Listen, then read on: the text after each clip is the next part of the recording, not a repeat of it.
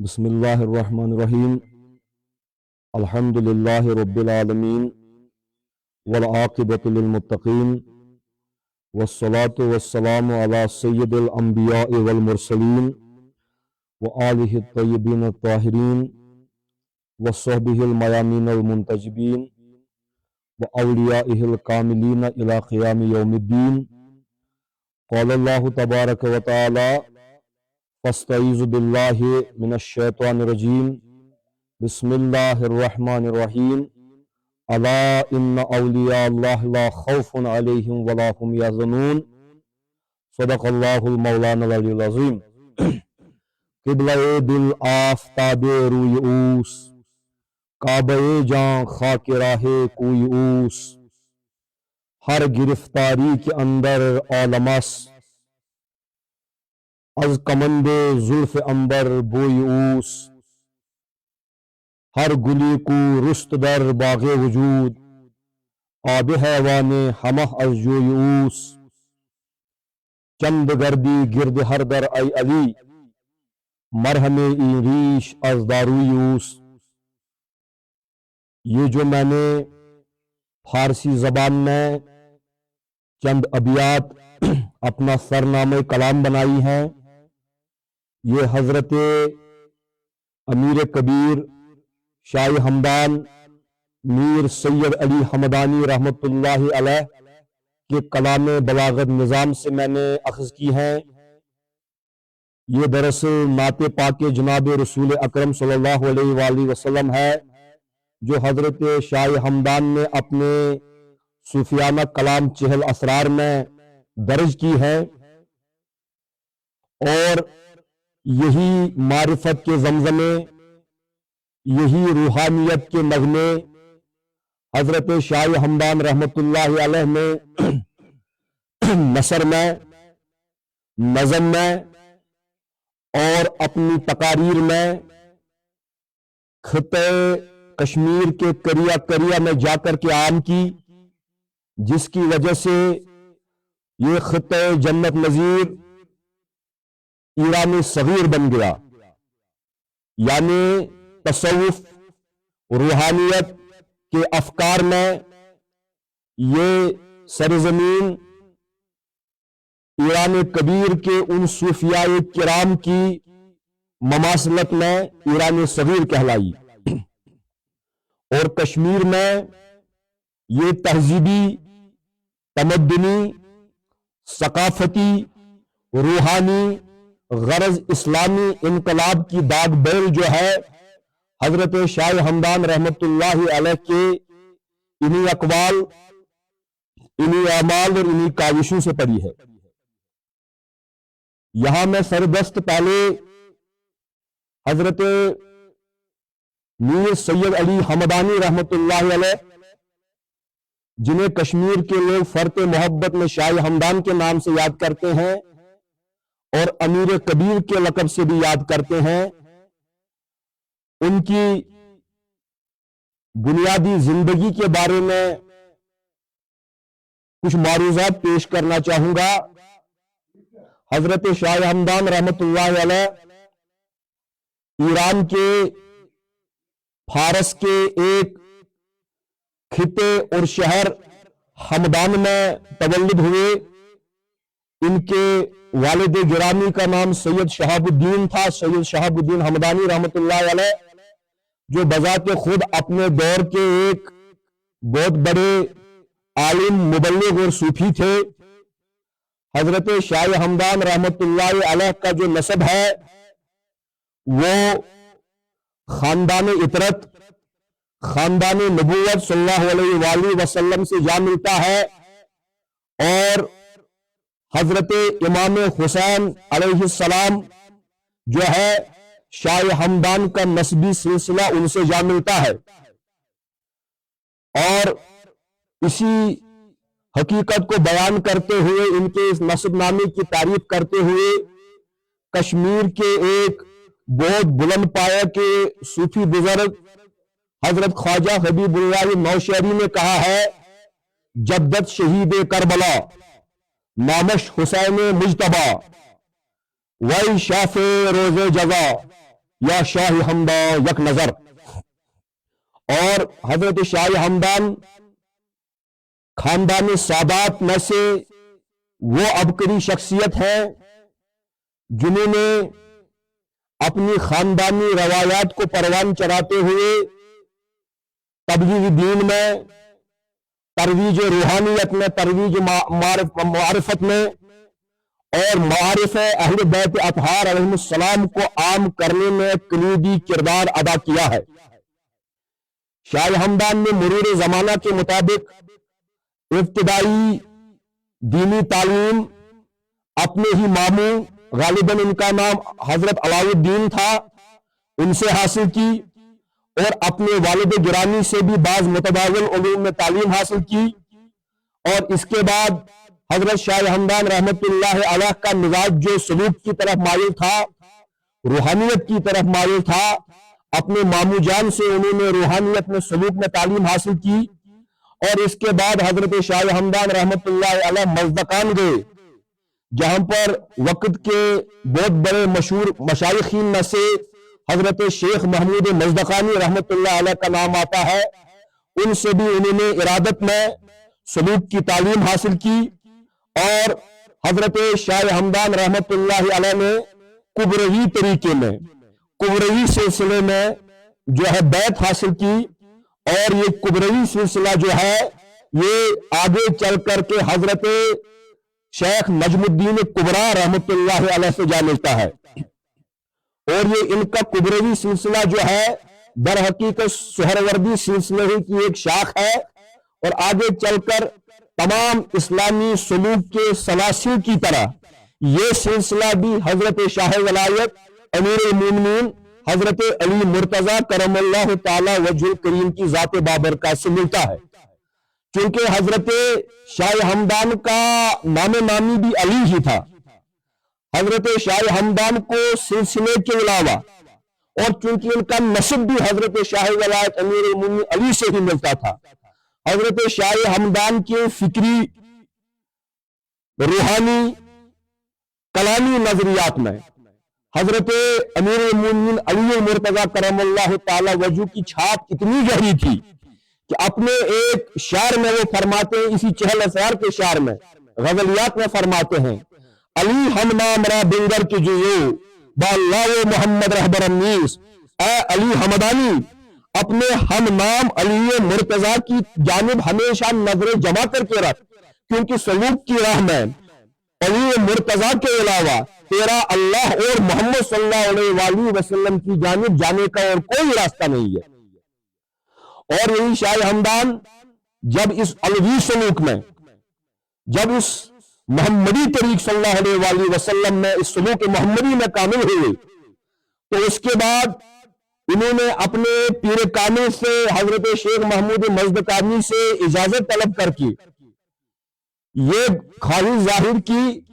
کہ میں علی ہمدانی چاہتا ہوں کہ رب مسکون جو سیولائزڈ ورلڈ کا ایک بہت بڑا متبدہ حصہ ہے، میں چاہتا ہوں کہ کریا کریا، گاؤں گاؤں، شہر شہر، قصبہ قصبہ جا کر کے تعلیمات جناب محمد رسول اللہ صلی اللہ علیہ وآلہ وسلم کو عام کروں، اور سلوک مرتضوی اور روحانیت کی جو یہ تعلیم ہے اس کو کریا کریا جا کر کے عام کروں. کیونکہ حضرت شاہ ہمدان رحمت اللہ علیہ کی جو طبیعت تھی وہ داعیانہ طبیعت تھی. وہ چاہتے تھے کہ اسلام کی یہ برکات جو ہے، اسلام کے جو ثمرات ہیں اور روحانیت کے جو فیوزات ہیں وہ ان کے ذاتی گرامی کے ساتھ جڑے ہوئے ہیں، یہ ان کو روح مسکون میں پھیلائیں. تو اس اعتبار سے حضرت شاہ ہمدان نے اپنے آبائی علاقے ہمدان سے ہجرت کی اور متمدن دنیا کے مختلف شہروں کا دورہ کیا، تبلیغی دورہ کیا، جس میں وہ ترکی بھی گئے، جس میں حضرت شاہ ہمدان شام گئے،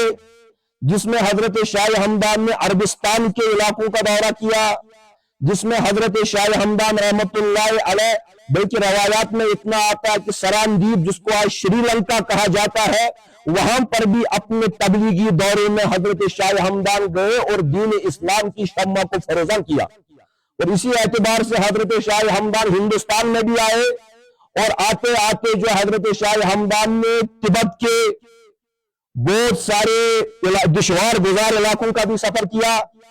اور انہوں نے سینٹرل ایشیا، وسط ایشیا کے بہت سارے دشوار گزار علاقوں کا بھی سفر کیا،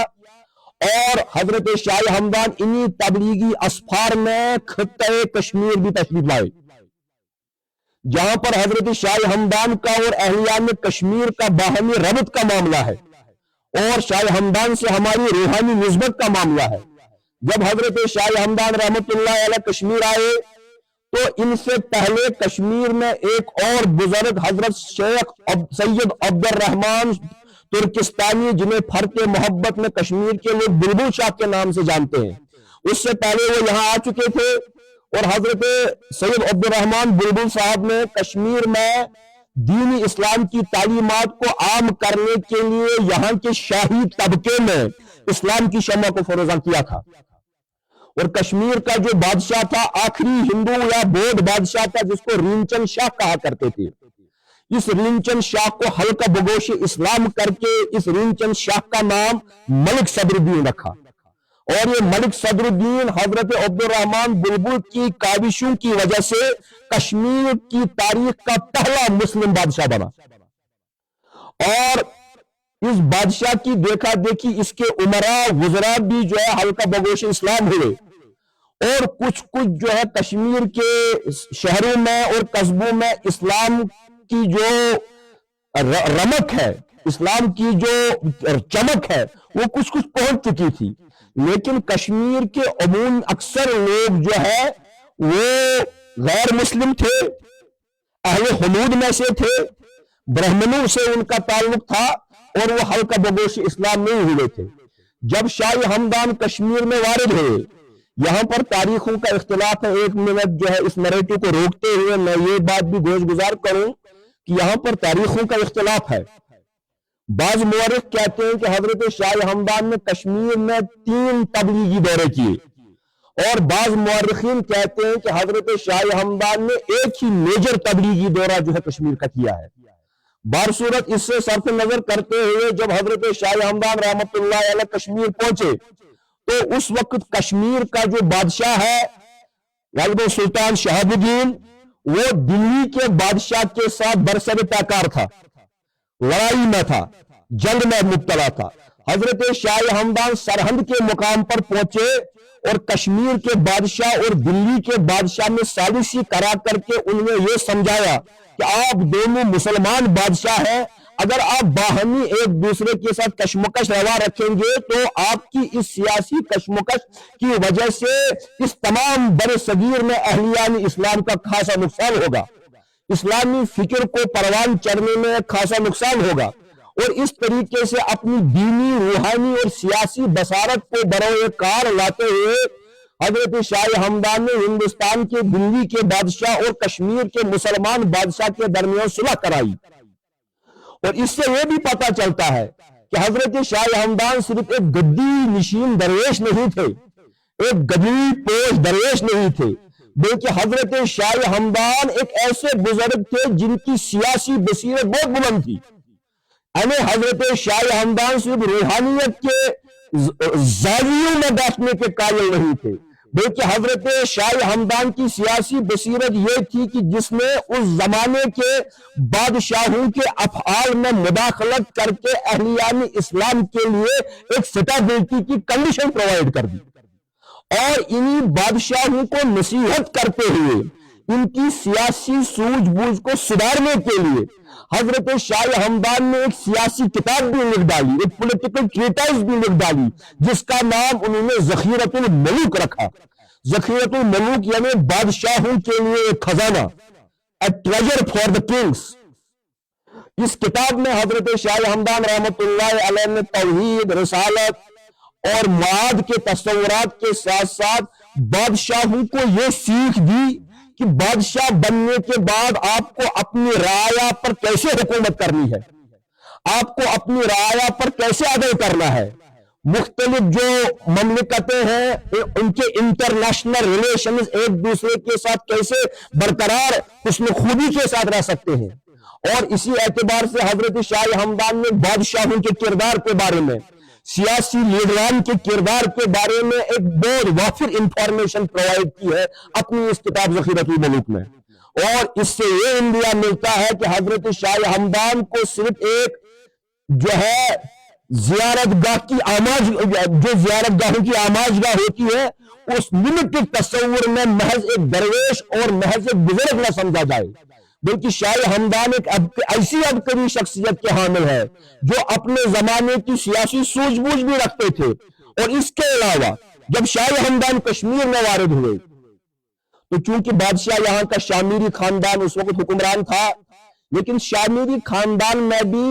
جو ہے ہندو مت کے اور برہمنزم کے بہت سارے اثرات ابھی باقی تھے۔ حضرت شاہ ہمدان نے جو ہے یہاں کے بادشاہوں میں اسلام کی اس طریقے سے تبلیغ کی کہ جو پرانے زمانے میں ان کے بدھ مت کے اور برہمنزم کے اثرات تھے اس کو بالکل ان سے نکال دیا اور خالص توحید اور رسالت کی بنیاد پر ان کو جو ہے روحانیت کا اور سلوک کی تعلیم جو ہے مہیا فرمائی۔ اور حضرت شاہ ہمدان رحمۃ اللہ علیہ نے شہاب الدین پورہ میں جو ہے کشمیر میں آ کر کے قیام کرتے ہوئے جو ہے وزراء، امراء اور جو اعلیٰ حکام ہے ان کے دین و ایمان کی درستگی کے لیے کاوشیں کی۔ اور اس کے بعد یہی شاہ ہمدان رحمۃ اللہ علیہ جب امراء طبقے سے، وزراء طبقے سے فارغ ہوئے تو ان کی سرشت میں یہ خیال آیا کہ مجھے اب چاہیے کہ کشمیر میں کریا گاؤں بستی بستی جا کر کے رعایا تک، عوام الناس تک بھی میں اسلام اور ایمان کے پیغام کو پہنچاؤں۔ تو اس کا مطلب ہے شاہ ہمدان ایک علی کشت درویش نہیں تھے جو صرف بادشاہوں کے مہمان بنا کرتے تھے، بلکہ شاہ ہمدان نے کشمیر کے کونے کونے میں دین اسلام کی شمع کو فروزاں کرنے کے لیے دشوار گزار اسفار کا سہارا لیا۔ اور اکثر ہم کشمیر کی اس ٹوپوگرافی میں پاتے ہیں، اگر آپ میں سے بھی کوئی عزیز کشمیر کے کسی گاؤں دیہات میں جائے گا تو وہاں پر وہ کوئی نہ کوئی ایسی جو ہے خانقاہ پائے گا، ایسی کوئی مسجد پائے گا جہاں بڑے بزرگ یہ تاریخ بیان کریں گے کہ یہاں پر حضرت شاہ ہمدان صاحب نے تشریف رکھا ہے، یہاں پر حضرت شاہ ہمدان صاحب رحمۃ اللہ علیہ آئے ہیں اور تبلیغات کی ہیں۔ تو انہی تبلیغات کے سلسلے میں حضرت شاہ ہمدان نے بہت سارے غیر مسلموں کو مسلمان بنایا اور بہت سارے غیر مسلموں نے شاہ ہمدان کے دست حق پرست پر بیعت کر کے جو ہے وہ کلمہ توحید کے نور سے معمور ہو گئی۔ حضرت شاہ ہمدان رحمۃ اللہ علیہ ان کے ساتھ سادات کی اور بھی ایک کثرت کے ساتھ جماعت تھی جس میں ان کے خاندان کے افراد تھے، رشتہ دار تھے اور بھی بہت سارے افراد تھے۔ شاہ ہمدان نے اپنے انہی سادات کرام کو کشمیر کے گاؤں میں جو ہے مطمئن فرمایا اور ہر ایک سے یہ وصیت کی کہ آج سے آپ اس علاقے کی ذمہ داری سنبھالیں۔ اور یہی ہم دیکھتے ہیں کہ کشمیر میں آپ جس گاؤں میں بھی جائیں گے آپ کو ملے گا کہ کشمیر کے لوگ کہتے ہیں یہاں پر سید صاحب کا آستان ہے، یعنی وہ وہی سادات یا انہی کی اولاد میں سے کوئی نہ کوئی بزرگ ہے جو شاہ ہمدان کے ساتھ ہمدان سے، ختلان سے، سمنان سے درز ایران کے مختلف علاقوں سے آئے تھے، اور ان کی یہ ذمہ داری تھی کہ آپ الگ الگ گاؤں دیہاتوں علاقوں میں بیٹھ کر دین اسلام کی ترویج کا کام کریں، لوگوں کو قرآن مجید کے نور سے آراستہ کرے، لوگوں کو نمازیں پڑھائے۔ اور ان سادات نے بھی اتنی قربانیاں دی شاہ ہمدان کے پیچھے پیچھے آ کر کے، ان کے عقب میں آ کر کہ اپنا گھر بار چھوڑ کر کے کشمیر کے دور افتادہ گاؤں میں بسے اور یہاں پر دین اسلام کی شمع کو فروزاں کیا۔ اور حضرت شاہ ہمدان نے صرف اپنے ساتھ دین کے بھائیوں کو نہیں لایا، صرف مولویوں کو نہیں لایا، صرف پیروں کو نہیں لایا، صرف درویشوں کو نہیں لایا، بلکہ حضرت شاہ ہمدان رحمۃ اللہ علیہ نے ایران سے اپنے ساتھ دستکاروں، ہنرکاروں کو بھی لایا، کرافٹس مین کو لایا۔ حضرت شاہ ہمدان نے ایران کی سرزمین سے اپنے ساتھ تانبے کے برتن بنانے والے کاریگروں کو لایا۔ حضرت شاہ ہمدان کے عقب میں کشمیر میں قالین بنانے والے لوگ آئے جو ایرانی قالین مشہور ہے، انہی کال بافوں کو کشمیر میں مطمئن فرمایا. حضرت شاہ ہمدان کے ساتھ لکڑی کے دستکار آئے جو پنجرہ کاری کا کام کرتے ہیں. حضرت شاہ ہمدان کے ساتھ کشمیر میں قلمدان بنانے والے لوگ آئے. حضرت شاہ ہمدان کے ساتھ کشمیر میں شیشہ بنانے والے جو ہے کاریگر آئے. اور آپ دیکھیں گے کہ کشمیر کے مختلف محلوں کا نام، سری نگر میں اکثر محلوں کا نام انہی ہنرمندوں کے ناموں پر ہے جو ہنرمند حضرت شاہ ہمدان کے ساتھ کشمیر آئے تھے.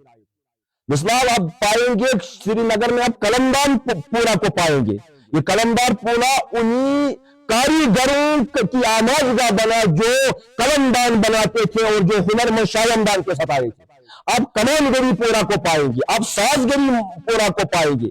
آپ چھیٹ ساز محلہ کو پائیں گے. یہ وہ چھیٹ ساز اور پرنٹر تھے جو شاہ ہمدان رحمت اللہ کی ایما پر کشمیر آئے تھے. اور اس طریقے سے آپ بہت سارے فنکاروں کو حضرت شاہ ہمدان نے کشمیر میں لایا. اب آپ ایک منٹ رک کر کے اس بات پر تعامل کریں گے. اگر حضرت شاہ ہمدان اسلام کی دعوت دینے کے لیے کشمیر آئے تھے تو انہوں نے ان کاریگروں کو اپنے ساتھ کیوں لایا؟ اس کا معنی یہ ہے کہ جو اب کئی شخصیات ہوتی ہیں وہ دین اسلام کو صرف مسجد کے پرچار تک محدود نہیں رکھتے. وہ چاہتے ہیں کہ جن لوگوں تک اسلام کا پیغام پہنچے ان کی سب سے پہلی صفت یہ ہونی چاہیے کہ وہ رزق حلال حاصل کریں، عقل حلال حاصل کریں. کیونکہ کشمیر کی اس وقت کی جو دھرتی تھی، سرزمین تھی، کیونکہ یہاں پر غیر مسلم کی آبادی زیادہ تھی اور جو لوگ اسلام میں داخل ہو گئے تھے ان کا اپنی سوسائٹی نے بائیکاٹ کر دیا تھا، ایک سوشل بائیکاٹ ہو گیا تھا. اور اس لیے وہ نئے نئے مسلمان جو کاروبار سے اور اپنی ہنر سے محروم ہو گئے تھے، لوگوں نے ان کے خلاف اکنامک بائیکاٹ کر دیا تھا. تو شاہ ہمدان نے ان نو مسلمانوں کی اقتصادی مضبوطی کے لیے ان مسلمان کاریگروں کو کشمیر میں لایا جنہوں نے پھر سے کشمیر کے نو مسلموں کو، نئے نئے بنے ہوئے مسلمانوں کو دستکاری سکھائی تاکہ اپنی ٹانگوں پر کھڑا ہو سکے اور اپنا روزگار خود کما سکے اور اس طریقے سے حلال روزی کما سکے تاکہ پھر سے روزگار کی کشمکش کی وجہ سے مبادا ان کو پھر سے کفر میں نہ جانا پڑے. اور یہ حضرت شاہ ہمدان نے کشمیر کو، یہ دین ہے حضرت شاہ ہمدان کی کہ یہاں پر دستکاری کو، ہنرمندی کو عام کیا. سیاسی سوجھ بوجھ کے لیے ذخیرۃ الملوک جیسی کتاب لکھی. اور اسی تمام جو میں نے ابھی تک کہا اس کی پیرافریزنگ حضرت شاعر مشرق علامہ اقبال رحمت اللہ علیہ سے بہتر کسی نے نہیں کی ہے. جب وہ شاہ ہمدان کی بات اپنی کتاب جاوید نامہ میں کرتے ہیں تو علامہ اقبال شاہ ہمدان کے بارے میں لکھتے ہیں سید السادات. سید السادات حضرت شاہ ہمدان سیدوں کے بھی سید ہیں. سید السادات سالار عجم، وہ عجم کے سالار ہیں. ہم کو تو پتا ہے سالار عرب و عجم جناب محمد رسول اللہ صلی اللہ علیہ وسلم، لیکن خصوصاً عجم کا سالار کہہ کر کے حضرت علامہ اقبال جیسے فلسفی عبقری شخصیت شاہ ہمدان کو خراج عقیدت ادا کرتے ہیں کہ شاہ ہمدان صرف کشمیر کے شاہ ہمدان نہیں ہے بلکہ عجم کے سالار ہیں. جہاں جہاں شاہ ہمدان گئے ہیں وہاں پر دین اسلام کی تبلیغ کی ہے. اور سید السادات سالار عجم دستعو معمار تقدیر امم. علامہ اقبال کہتے ہیں کہ شاہ ہمدان وہ شخصیت ہے کہ ان کے ہاتھوں نے امتوں کی تقدیر کو بنایا ہے. امتوں کی تقدیر جواب کہ انہوں نے امتوں کی تقدیر سازی کی ہے. He has paved a way for strengthening the destination of people. سید السادات سالار عجم دستعو معمار تقدیر امم تا غزالی درش اللہ گرفت ذکر و فکر از دود مانے او گرفت. یعنی جو غزالی امام غزالی جیسے روحانیت کے شخصوار بھی رہے ہیں انہوں نے بھی اللہ کا درس شاہ ہمدان کے آباء و اجداد سے ہی لیا ہے کیونکہ وہ اہل بیت میں سے تھے.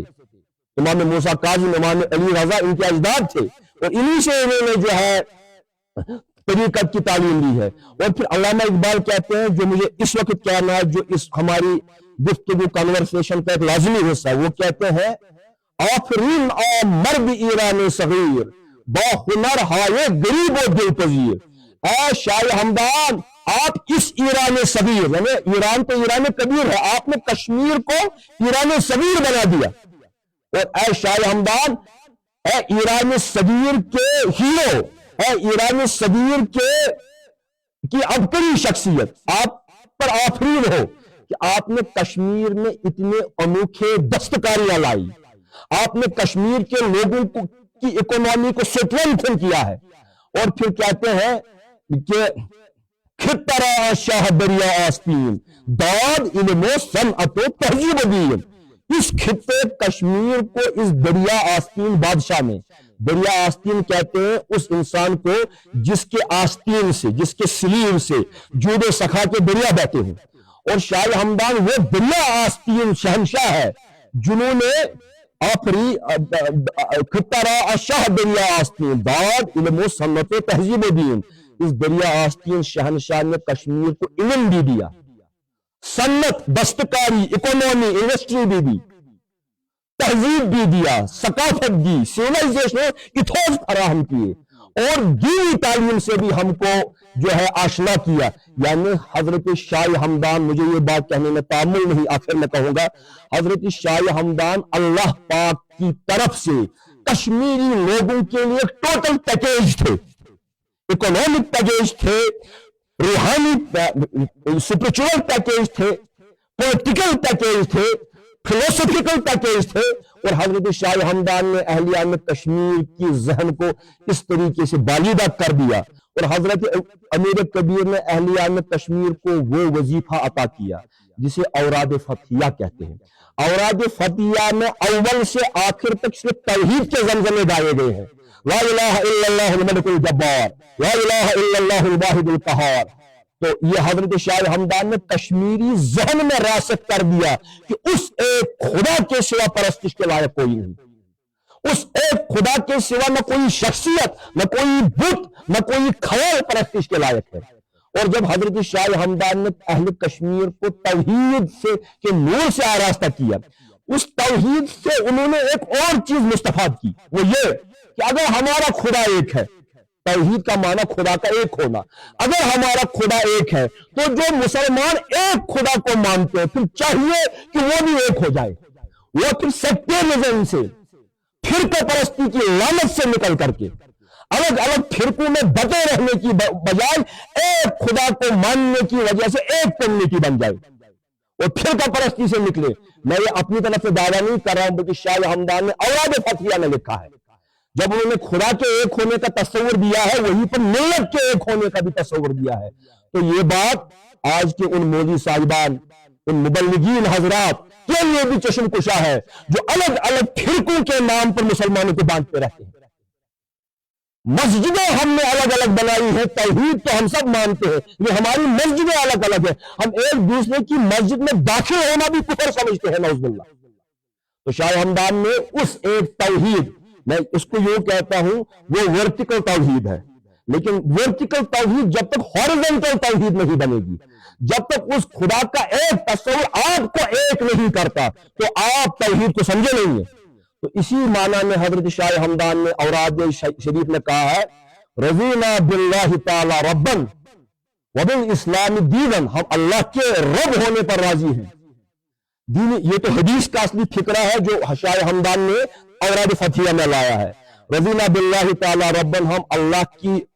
ربوبیت پر راضی ہیں، وہ بھی اسلام دین، اور دین اسلام کے دین ہونے پر راضی ہے، وہ بھی محمد صلی اللہ علیہ وآلہ وسلم نبی و رسولہ، وبالقرآن اماما، وبالکعبۃ قبلۃ، وبالصلاۃ فریضۃ، وبالمؤمنین اخوانا۔ اگر یہ سب چیز ایک ہے تو پھر مومنین بھائی ہیں، وبالمؤمنین اخوانا، تو چاہیے کہ پھر مسلمان بھی ایک ہو جائے۔ اور اسی کی تعبیر تو غالباً علامہ اقبال نے کی ہے جو شاہ ہمدان کے اتنے بڑے مداح ہے، کہتے ہیں حرم پاک بھی، قرآن بھی، اللہ بھی ایک، کچھ بڑی بات تھی ہوتے جو مسلمان بھی ایک۔ اور اس اعتبار سے حضرت شاہ ہمدان رحمت اللہ علیہ کی کہ وجود کی برکات اہلیان کشمیر کے لیے اتنی ہے کہ قیامت تک ہماری آنے والی نسلیں جو ہیں ان کی مرہون منت رہے گی۔ اور جب شاہ ہمدان کشمیر سے، بس اس پر میں اس نوٹ پر اختتام کرتا ہوں، جب شاہ ہمدان کشمیر سے دورے کے بعد واپس چلے گئے تو راستے میں حضرت شاہ ہمدان رحمت اللہ علیہ کا کونار، جس کو غافرستان بھی کہتے ہیں، اس جگہ پر انتقال ہو گیا، اور کشمیر کے ہی ایک रूहानी शख्सियत गालिबन शेख याकूब सरफी ने इनकी तारीख वफात कही। तारीख वफात क्या है? हजरत शाह हमदान की तारीख वफात 786 है, 786 हिजरी। और अगर आप बिस्मिल्लाहिर्रहमानिर्रहीम की अबजद निकाले वो भी 786 बनता है। और 786 हजरत शाह हमदान की तारीख वफात है। और उन्होंने कहा हजरत शाह हमदान करीम आयत रहमान कुरान करीम बहरे साले वसवश गुफ्तहात फी बिस्मिल्लाहिर्रहमानिर्रहीम। यानी हजरत शाह हमदान ऐसे करीम आदमी है कि बिस्मिल्लाहिर्रहमानिर्रहीम कुरान मजीद की ये आयत उनकी तारीख वफात है। वमा अलैना इल्लल बलाग। वस्सलामु अलैकुम वरहमतुल्लाह। अल्लाह ताला से हम सब दुआ गो हैं कि अल्लाह तबारक व ताला हमें इन बुजुर्गान दीन की हकीकी तालीमात पर गामजन फरमाए और अल्लाह तबारक व ताला हमको इन्हीं जैसी शख्सियात की तालीमात से हमेशा बहरामंद फरमाए।